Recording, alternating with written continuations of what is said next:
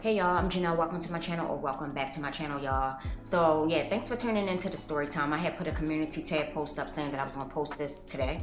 So yeah, I did exactly what I told y'all that I was contemplating. Well, really it wasn't really about contemplating because I already knew it was gonna happen. It was just like when. So yes, I left my job. I feel so happy, so like a big weight lifted off of me. I feel super liberated, like for real. The job was becoming way too much for me. Like one thing about me, I'm a chronic job hopper. In case you are new here, I will post a video right here.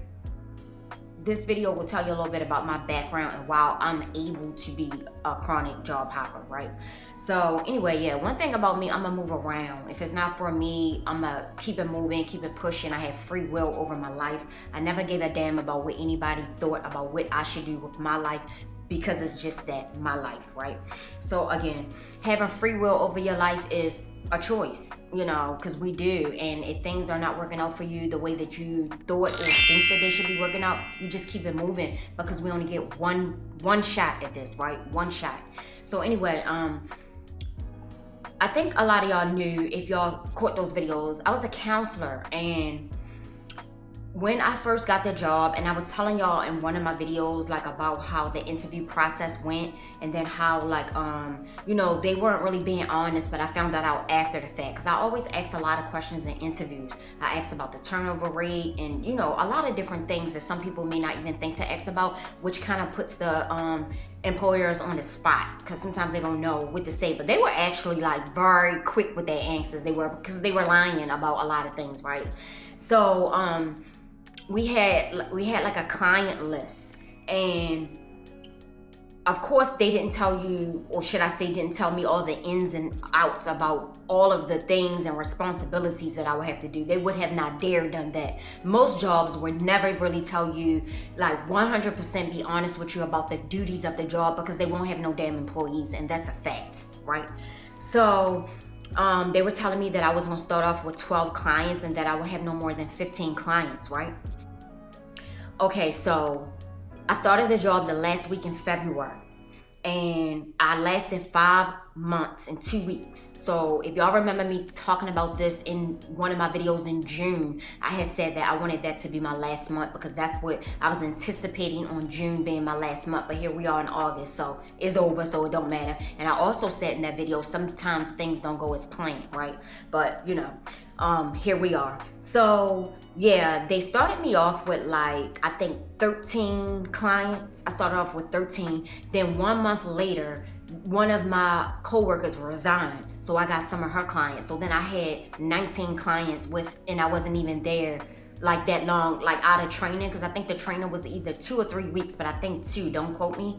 But yeah, so the training, you know, I was going around with my coworkers, the young girls who I was telling y'all in one of the other videos, I was like, I had really liked them. I said for now, and I emphasized for now, because people switch up like just like they did. And then they ended up coming back around again. But no, one thing about me, I give you one shot. Like, yeah, I'm not with all of the whole workplace culture. It's not for me anyway. And that's why I kept telling y'all that I played myself by taking this job, because I know that I don't perform well in like workplace culture with all the chitter chatter and all of these fake ass rules. And, oh, can I see you for a second? Like supervisor always wanting to say something, or I just don't like none of that shit. So again, that's why I know for a fact I played myself, right? So anyway, but one thing about me, I'm willing to give some things a try, you know? So, and again, this job was like real flexible when it came to some things, like so far as like when you can clock in, you clock in on your phone. It wasn't no set time to be to work, but you had to be there before 8:30, right? So it kind of was, but not really. You had to be there in between from 7 to 8:30, anytime, any day you could come in between those hours. So you know what I'm saying? Most jobs, they give you a shift, and that's the shift you gotta abide by. So that was the flexibility about it. But the major thing that it was so many things I disliked about it, and from the very beginning. So like I said, I went on my own like the very end of March, and as soon as I went on my own, I started to see the shit for what it really was. And I was like, by June, I'm gonna be out of here. That was my mental note to myself, but it didn't happen that way. But again, we here now. So like I said, I ended up with 19 clients. Can y'all imagine working with people with mental health problems and having 19 clients, and you have to hear all of their, you know, issues and dumping everything on you for the most part, like all of their trauma, you know, all of their like day-to-day problems, like on top of your own life, like with 19 people. And I know some of y'all probably have like 2 cell phones. Okay, that was another thing. I had my cell phone, and then I had the work cell phone, which was a flip phone, y'all. That's my era. I'm Gen X. We came from no cell phones to flip phones, right? But I had actually forgot how to use a damn flip phone. I mean, like, who? Some people do have like that Samsung flip phone, which is very nice. But I'm talking about outside of that, who really uses a flip phone? I had to remember how to use a damn flip phone, y'all. The phone would be ringing all damn day almost. Like not back to back to back, but I had like a couple clients. It was more so one, but I had a couple clients that would call the phone all the time. So I would have my phone that would ring sometimes, cause shit, I still got my own life, right? And then that phone, and then I would misplace the work phone a lot, meaning I would have it like in a cup holder in the vehicle and couldn't find it because it was so small. Then I would have it in the computer bag and couldn't find it, and I would have to call it. Y'all, that shit was about to drive me crazy, like trying to keep up with 2 phones. I did not like it at all.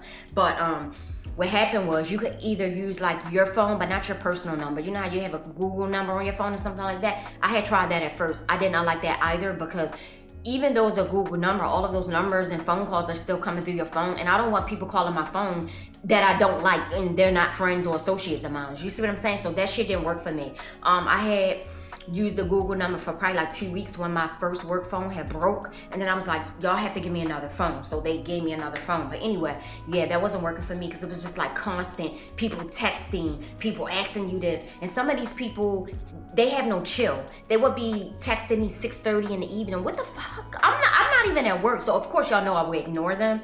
But when I ended up getting the second work phone, I ended up leaving that at work, so I would never know if they called, texted, not, because I didn't have shit with me, right? When I got off, meaning, because we could take our equipment and stuff home, but why would I? And then you can also have the option to work remotely, but you would have to ask the supervisor. I never asked, because I didn't even want to bring that energy into this space. But one time, the lights had went off at the building, the electricity had went off at the building. That just recently happened. So we left early, and I brought my laptop here, and I probably had to like talk. We done telehealth. Like I think I had to do telehealth with 1 or 2 people, but I didn't bring any of the stuff, just the laptop and the phone. That was it. All of the other stuff I left. I just did not want to bring that energy in here, because working with, you know, people who are mentally ill can be very toxic. It can be very toxic. Again, the clients that I had, they were very polite. They were very cordial, but they had so much baggage, y'all. It was so much stuff to keep. Now, it wasn't each and every one of them, but for the majority, it was all of them damn near. It had so much baggage. Could you imagine someone keep calling you, like I said, telling you this, asking you this, and this shit is all day long. Like, even if you just saw them, some of them would still call me and ask me stuff. Of course, every single client is not the same, but for the most part, they had so many problems. It was almost like, it was no way that I can try to help all of these people. It was impossible for the most part, right? So, again, the clients that I had, they were very polite. Some of them were baby boomers, y'all. Y'all know anything about baby boomers? You can't tell them shit. They don't want to hear anything. It's like, even trying to speak life into people who feel like they never really got a fair chance, or, you know, people who feel like so many things have went wrong in their life. They don't want to hear a lot of positivity. Their mind is set one way. They feel like their life is doomed. That's the end of it. Nothing good is going to come out of this. It's very hard to try to convince people that there are better days, that better days do come. It's very hard to convince people of that, especially of different generations, right? So some of the people who I could get through to the most were like my son's generation, Gen Z, because I had a couple clients that were Gen Z, and then some of them were, I believe, I can't remember what's the generation. Well, first of all, some of them were like 21, so I don't remember what's that generation, 21, because I know that's not Gen Z, I don't think.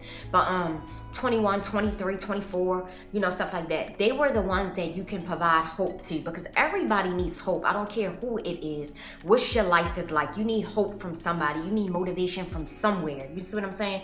So I'm like a motivational person anyway, so I would speak life into some of these, you know, people, like telling them it's not that bad, like calm down, like, you know, they would have all of these documents that they would need you to help them with and stuff like that. A lot of them definitely can read and write. yeah, but they were so used to, you know, the structure of the company, like with the counselors doing everything for them, they barely wanted to do anything for themselves. The company was like a crutch to them for the most part. I don't really see a lot of those people ever getting better if they stay with that company, in my opinion, right? So they were you know, provide all of these documents that they needed me to help them with, and I wouldn't do it for them. I would, you know, like go over it with them and stuff like that. Can y'all imagine the load? The workload was so heavy, y'all, in conjunction with driving them all around, because like, did I mention this? 19 clients, and then it went down to 16. You would have to see them 6 times a month, y'all. 6 times a month with all of these people. During the visits, the actual visit, you had to do notes for that visit, and that had to be in the system within 24 hours, right? So, you know, yeah, so in conjunction with seeing my clients 6 times a month, and did I even mention, which I don't think I did, y'all, this job was a culture shock for me, y'all. If y'all been watching me for the years that I've been on here, you kind of can see what I do, you know, for the most part in my daily life, right? Y'all know that I'm a solo dolo person. I don't really be around people like that, and I do have, you know, my friends that I will see sporadically, right? Y'all have seen a couple of them in the videos throughout the years, right? But for the most part, I don't really go to people's houses. I always emphasize that, y'all. With this job, we had to go inside of their homes, like not all of them, because some of them didn't want you in their house, so they would come and meet us in the company's vehicle. But these people's homes were very much in disarray, y'all. Like, I had never seen anything like it besides like on social media, because you know, some people will prop up their camera and their house will be like a mess, a filthy mess. But you know, it was never no concern of mine, because you know, if you're on social media, you don't know these people. But in real life, I had to actually go inside of these people's homes, y'all. It was such a culture shock that I started from my very first time, like before I even got on my own. After training, I brought a little can of Lysol, so I kept buying the really small cans of Lysol, and I would spray myself down when I left their homes. Their homes were very nasty, y'all. I never seen no shit like it. Like, that's what really shocked me the most in the very beginning, like how nasty their homes were. Again, you know, people with mental health problems, of course it's not all of them.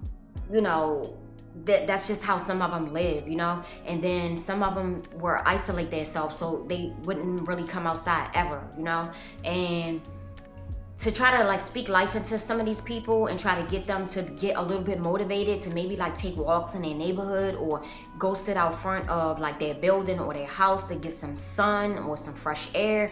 It was so hard because some of them, they weren't really open to that. But the client list that I had, they actually liked me a lot, you know, from what I can see on the surface, because I always like, you know, met them where they were. You know, it wasn't like coming into their life and trying to change all of these things. I just met them exactly where they were, and I always had them smiling or laughing. But I had this one client in particular who was super depressed. Did I mention that their diagnosis was either bipolar, schizophrenic, or like very overly depressed, right? That was primarily all of their diagnosis, right? So, you know, they were like very depressed people. But she was a very nice lady, but she was so depressed, like she just didn't see the light at the end of no tunnel. Like, she didn't see it. She really rarely came out the house, but she did come out once in a while. But I would try to, you know, promote for her to like take walks in the hallway or something like that. You know, she did do it at least twice. But yeah, it was hard trying to get some of these people to like, you know, to push through in life. And like I said, it could be very toxic dealing with, you know, those type of people, because you just don't know what mood they might be at any given day, right? So one of my old clients, I ended up having to take her to the hospital because she just was not mentally all the way there. She just kind of like wasn't taking her medication and everything. When we got to the hospital, she was like real short and edgy. Like, it could have probably not took much for her to explode, but she was, you know, still cordial with me and still very polite and everything. So I had to tell like the intake person at the front desk, I was like, she's having a manic episode right now. You know, I probably can help you with some of the questions you might have for her, right? The lady, it was like zero tolerance. She didn't give a fuck, like she didn't care, which is fine because I know they deal with all the different types of people every day. She wasn't rude or anything though, but yeah, I had to stay there with her. She ended up getting admitted and everything. It's just, y'all, they wanted too much from us, okay? So, again, 6 visits a month for the 19 people. Then it went down to 16.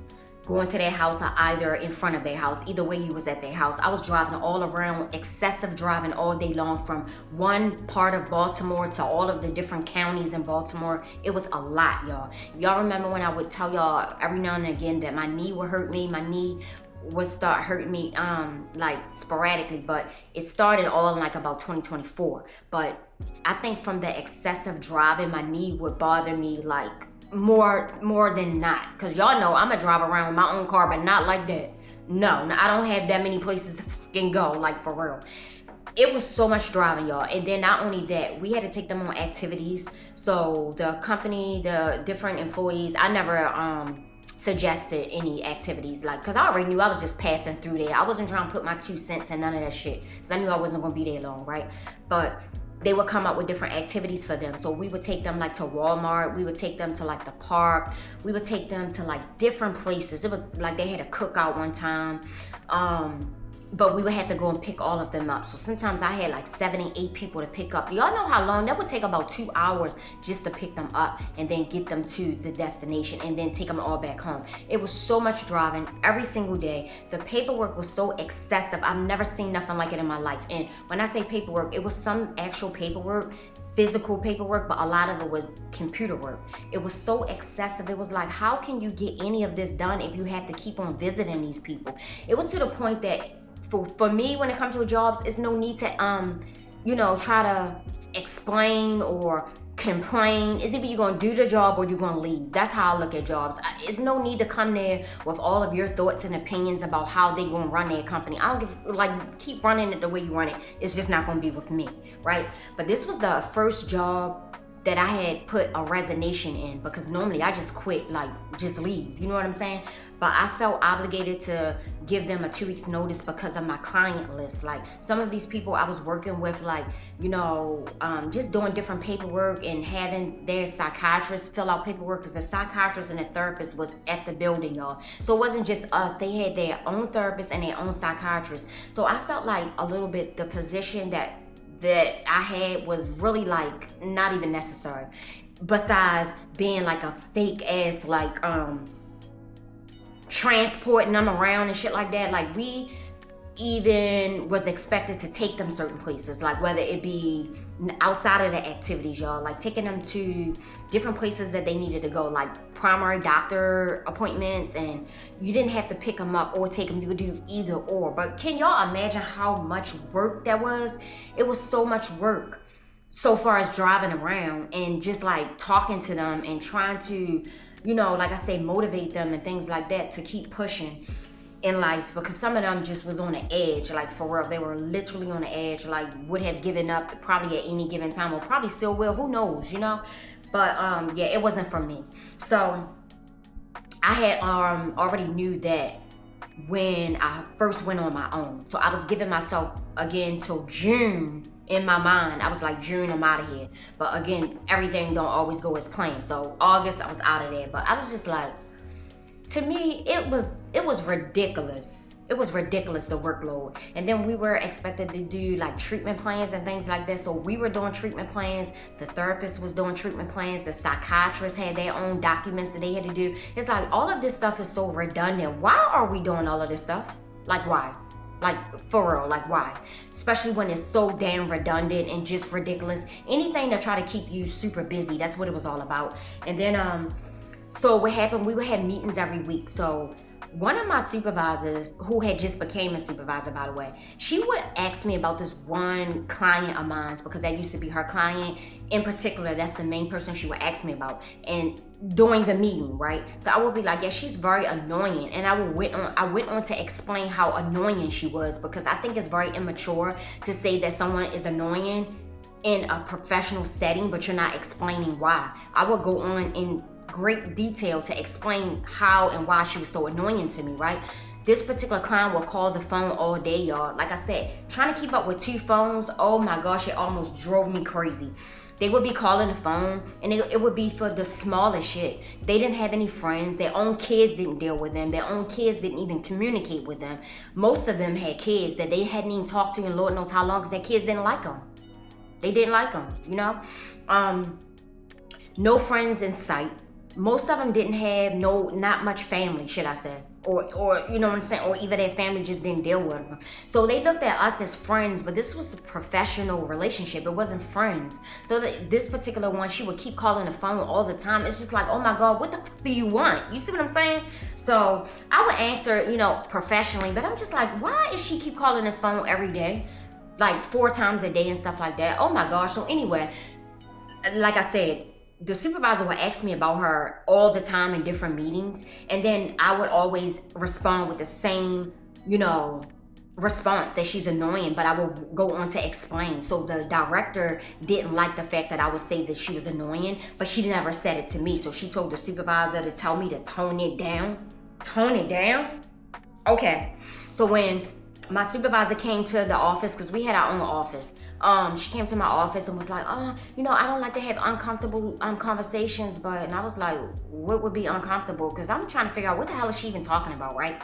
So when she went on to say, I said, oh, you know, she was like, you know, what's some things that such and such wanted me to talk to you about? I said, oh, okay, whatever it is, it wouldn't be uncomfortable to me. Because I'm thinking like, what the hell?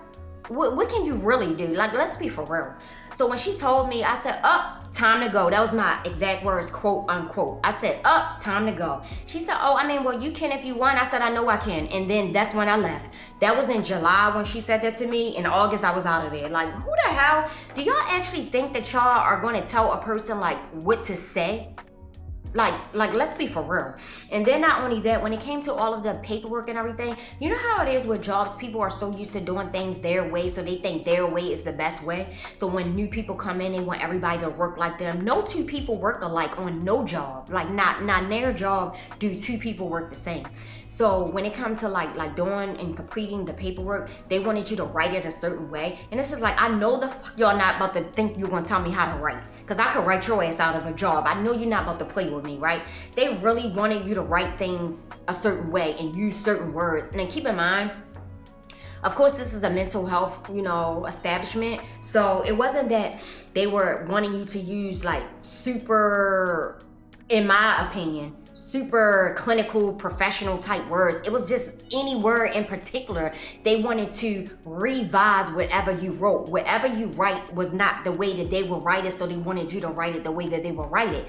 And that shit was also annoying because, like I told the one girl, I said, well, look, I don't write like that, so I'm not gonna write it like that. And if you want it written like that, then you're gonna have to write it. And I bet you she didn't say shit else. Because let's be for real, do y'all really think that y'all dealing with a child here? So y'all, like, again, I feel so liberated. I feel so good. It's like a weight lifted off of me because every day it was like, seemed like such urgency for you to just, you know, it was so much hustle and bustle. I told y'all that. So much hustle and bustle. We made our own client schedule, right? But to get all of these people to 6 visits in 1 month, 19 people, like I said, I went from 19 to 16. It was a lot of work. So that meant, like, if you do the multiplication, you would have to like see like 8 to 9 people a day. Can you imagine driving around to see 8 to 9 people in one day and doing the notes for them on site and then going back to the office and doing all of this other excessive ass paperwork? It was almost no time to do the other paperwork, like, for real. But then they would think that they was going to pressure, you know, me about, oh, this is due and this should have been due, and it's just like, yeah, I don't care. So because I can't get it done, you know what I mean? Like, it was just so much pressure. It was not a good fit for me, and I'm just so happy that I am the type that know what's for me and know what's not, and I don't let people try to talk me into anything, for real. Like, you know what I'm saying? Like, I just know what's for me and what's not. So that shit was not for me. And again, I'm so happy. Oh my gosh, I'm so happy. I'm just so, like I said, I'm so blessed. I just feel so overly liberated that I'm out of there. And I blocked all of them, by the way. One of the ones that was like super nice to me in the very beginning, but then started being shady about the whole accident when I had to get a urinalysis and all that. The supervisor that had resigned, she was also one of the ones that was like very shady around that time when I had to get a urinalysis. I talked to y'all about this. I don't know what the hell they was expecting, right? But she ended up giving me a hug the last day, and I still blocked her ass because I don't like all that phony shit. And I don't have nothing to talk to y'all about outside of that anyway, because we were never going to be friends. They not my type of people. You see what I'm saying? And most likely I'll never cross paths with them again, because I don't be the places they be. Because they don't really, I mean, according to what they would talk about, you know, they don't really even be anywhere. But wherever they at, I won't be. And then now I see why a lot of them, again, like I told you on that other video, I see why a lot of them were on anxiety medication and all the other medicine that they talked about that I never asked them about, because I don't ask people their personal business, right? But I see why, because the pressure of the job so far as having to see all of these people, having to do all of this paperwork, having to take them all of these places, that shit was so overwhelming. It was the job of 3 people. It was literally a job for 3 people. Like, it's like you expect this, and this out of one person. You got to be kidding me. But yeah, whew, like I said again, I feel so good. But y'all, I'm still on this video. Today's Saturday, if I did not say it. This video will be out tomorrow, Sunday, and y'all still gonna have a video on Thursday. And I'll probably be posting maybe a little bit more often, since I have all of this free time. So we'll see. But y'all, thank you so much for watching. Y'all hype the video, share the video. If you are not subscribed, please subscribe to the channel. We trying to grow the channel, y'all. We trying to grow the channel. Again, leave a comment. Y'all know I always respond. But thank you so much for watching. Y'all, see y'all in the next one.